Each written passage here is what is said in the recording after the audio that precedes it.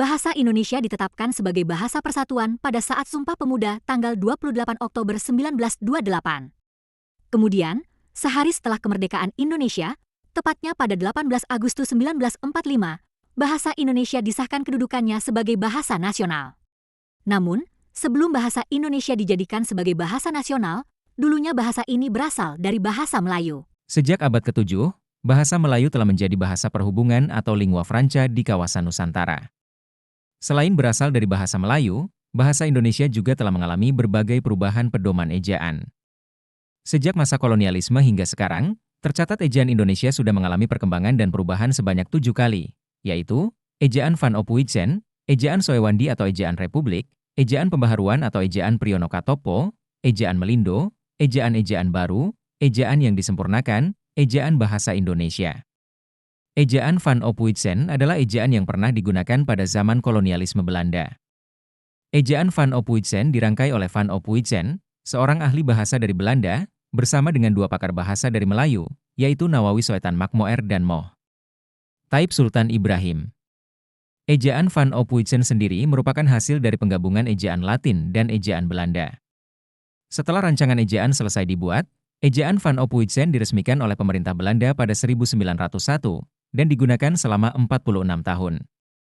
Pada masa awal kemerdekaan, ejaan Van Ophuijsen diganti dengan ejaan Soewandi atau ejaan Republik. Ejaan ini disebut ejaan Republik karena terbentuk berdekatan dengan Hari Proklamasi. Sementara itu, ejaan ini disebut juga sebagai ejaan Soewandi karena Soewandi pada masa itu menjabat sebagai Menteri Pendidikan dan Kebudayaan. Ejaan Soewandi diresmikan pada 19 Maret 1947. Adapun ciri-ciri ejaan Soewandi atau ejaan Republik adalah huruf OE menjadi U, seperti Goeroe menjadi guru.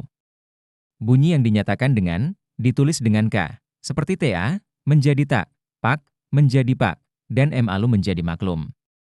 Kata ulang boleh ditulis dengan angka, seperti ubur-ubur menjadi ubur 2, bermain-main menjadi bermain. Awal, di, dan kata depan, di, keduanya ditulis serangkai dengan kata yang mengikutinya, seperti di rumah dan di sawah. Pada 1957, Profesor Priyono dan Elvianus Katopo bersama panitia lainnya merancang sistem ejaan bahasa Indonesia baru yang disebut ejaan Pembaharuan. Terbentuknya ejaan Pembaharuan merupakan hasil keputusan dari Kongres Bahasa Indonesia II di Medan, Sumatera Utara. Akan tetapi, hasil kerja itu tidak pernah diumumkan secara resmi sehingga ejaan Pembaharuan belum pernah diberlakukan. Salah satu ciri khas dari ejaan Pembaharuan adalah disederhanakannya huruf-huruf yang berupa gabungan konsonan dengan huruf tunggal. Contoh ejaan Pembaharuan adalah santai menjadi santai, harimau menjadi harimau, dan ambau menjadi ambau. Ejaan Melindo adalah ejaan hasil kerjasama antara Indonesia dengan Malaysia pada 1959. Harapannya, ejaan Melindo dapat mulai digunakan sejak Januari 1962 di Indonesia.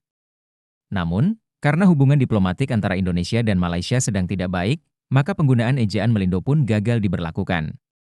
Contoh ejaan Melindo adalah sejajar menjadi sejajar, mencuci menjadi mencuci, dan menanam menjadi menganga. Ejaan baru adalah lanjutan dari perintisan ejaan Melindo. Oleh sebab itu, para perancangnya juga dapat dikatakan masih sama, yakni Lembaga Bahasa dan Kesusastraan, LBK, sekarang Pusat Bahasa, serta panitia ejaan dari Malaysia. Panitia ini kemudian berhasil merumuskan ejaan baru yang disebut ejaan baru. Panitia ini bekerja atas dasar Surat Keputusan Menteri Pendidikan dan Kebudayaan Nomor 06267, tanggal 19 September 1967. Contoh ejaan baru adalah syarat, jalan, perjaka, cakap, cipta, dan sunji. Pada 16 Agustus 1972, Presiden RI meresmikan penggunaan ejaan baru, yaitu ejaan yang disempurnakan. Ejaan yang disempurnakan adalah tata bahasa dalam bahasa Indonesia yang mengatur penggunaan bahasa Indonesia dalam tulisan, mulai dari penggunaan huruf kapital dan huruf miring. Disebut ejaan yang disempurnakan karena ejaan tersebut merupakan hasil penyempurnaan dari beberapa ejaan sebelumnya. Contoh ejaan yang disempurnakan adalah jarum menjadi jarum, cut menjadi kat, jata menjadi nyata, dan syarat menjadi syarat. Selain itu, kata ulang juga ditulis penuh dengan mengulang unsur-unsurnya, seperti anak 2 menjadi anak-anak dan bermain 2 menjadi bermain-main. Saat ini, ejaan yang digunakan adalah ejaan bahasa Indonesia atau disingkat EBI. EBI mulai diberlakukan setelah keluarnya Peraturan Menteri Pendidikan dan Kebudayaan Nomor 50 Tahun 2015. Adapun karakteristik dari ejaan bahasa Indonesia adalah Penambahan huruf vokal diftong ei, seperti geiser dan survei. Penggunaan huruf tebal untuk judul buku dan bab.